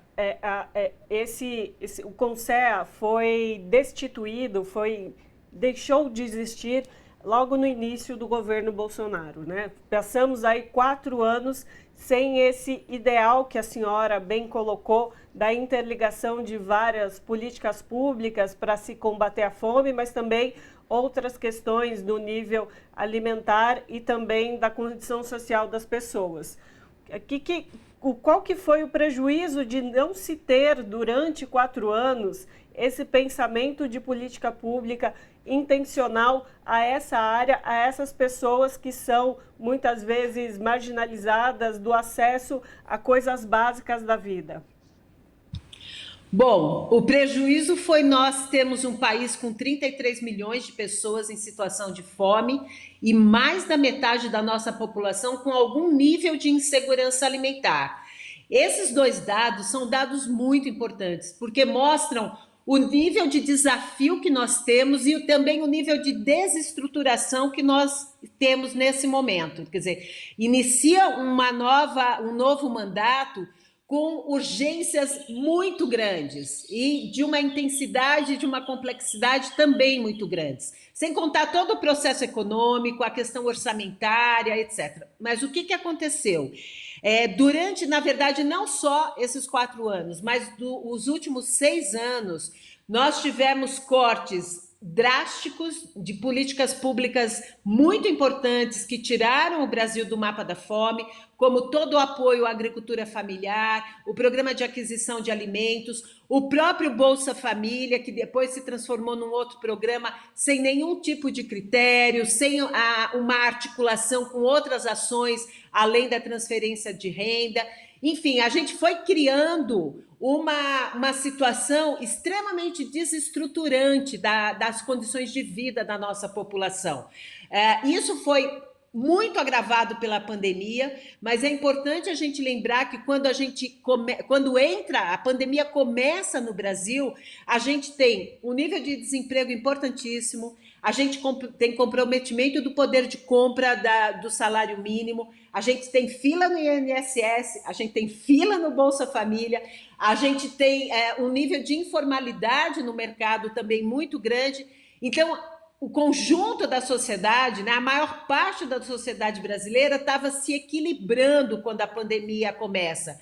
E com toda a desestruturação e com as medidas que foram tomadas de uma maneira completamente desorganizada, essas famílias que tinham algum tipo de equilíbrio, elas entram em queda livre.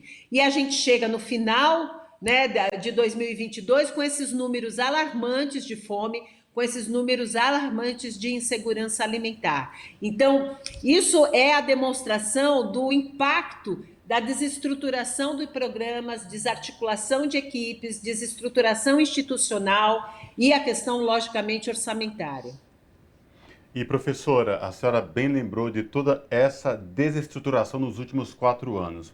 Mas, felizmente, estas semanas temos a recriação do Conceia e a recriação do Bolsa Família. A gente tem que lembrar que o Bolsa Família é um importante programa que também ajuda no desenvolvimento das famílias e com que evite com que muitas passem fome e não tenham o que dar na alimentação dos seus filhos diariamente. Então, somando isso, a criação do Conceia é um importante conselho que trabalha o Brasil inteiro, a população do Brasil mais vulnerável, e a recriação do Bolsa Família. Esses 2 programas. Eu queria ouvi-la da importância de ter esses 2 pilares, Conceia de um lado, Bolsa Família de um outro. Bom, na verdade, a reorganização, né, do Bolsa Família, ele voltar a ser o que era, mas em outro patamar, não só do ponto de vista orçamentário, mas também do ponto de vista estratégico também. A transferência de renda, ela é uma medida fundamental para um país que tem um nível de desigualdade e pobreza como o Brasil. Ele tem o papel de aliviar, né, de levar para as famílias um valor financeiro mínimo para que ela consiga começar a se reestruturar. Nós sabemos que as famílias de menor renda, grande parte do seu orçamento é dedicado à compra de alimentos, por questões óbvias, né? É uma necessidade tão fundamental e tão básica, perto de 60%, 70% do orçamento de uma família de baixa renda é dedicado à alimentação. Agora, quando essa renda vai diminuindo, é lógico que você tem muito menos margem de manobra, porque a família também precisa, sei lá, pagar um ônibus, pagar o aluguel, pagar luz, pagar gás. Então, ela vai comprometendo, ela vai entrando naquilo que era dedicado para a compra de alimentos para outras necessidades básicas. Por isso que a gente tem números tão altos de fome e de insegurança alimentar. A retomada do Bolsa Família nos patamares e a articulação do Bolsa Família, da transferência de renda, com a questão do acesso às crianças à escola e o acesso de mulheres e crianças à atenção primária em saúde, potencializa os benefícios da transferência de renda. Porque uma família que está em situação de fome, ela está completamente desestruturada. Então, esse valor, ele vai, logicamente, para comprar alimento, mas ele também começa a girar outras atividades dentro da casa. Ela comprar alguma coisa que ela possa começar a gerar mais renda, ela comprar o uniforme da escola, ela comprar um medicamento, etc. Então, você vai, aos poucos, reestruturando a vida daquela família. E para isso, você vai também reestruturando a própria vida da comunidade, porque muito do recurso do Bolsa Família, ele gira na comunidade. Então, ele gira no local. Então, você tem não só o benefício individual daquela família, mas, na verdade, você tem todo um benefício coletivo. E, aos poucos, você vai fazendo com que aquela comunidade, aquelas pessoas, consigam reorganizar as suas vidas, né? Então, a volta do Bolsa e a articulação com a questão da escola, da educação e da atenção primária faz a gente ir para um outro patamar nessa rede de proteção social. E o Conselho sempre analisou e sempre atuou no Bolsa Família com esse sentido também. Quer dizer, a transferência de renda é uma das estratégias essenciais das ações emergenciais de combate à fome. E isso aliado a outras ações, tanto emergenciais como o próprio programa de alimentação escolar, programa de aquisição de alimentos, restaurantes populares, etc. Esse conjunto de ações emergenciais aliadas a medidas estruturantes como recuperação do salário, do valor, do poder de compra do salário mínimo, a questão da ampliação da educação, emprego, etc., isso vai confluindo para a gente articular medidas estruturais com medidas emergenciais para a gente superar de uma maneira mais sustentável a questão da fome.